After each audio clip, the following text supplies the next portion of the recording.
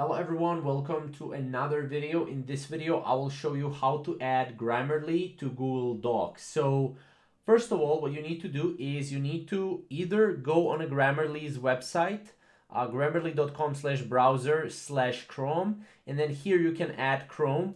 As you can see, add to Chrome, and then you will get to this page right here and just add it to Chrome.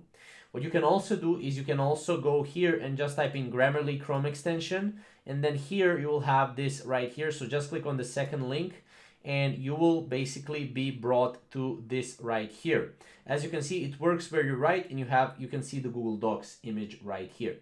So once you install this and once you log in into Grammarly, as you can see, it's pretty much here, right here. You just need to go, and as you can see here, you can see that I'm logged in, right? And I can go to my tutorial right here, and let's say I want to basically delete this. Let's say I want to write something. Hey, this is my text, or something like that, right? And as you can see, obviously Grammarly down below is working, right? As you can see, I can basically go and correct my spelling, right?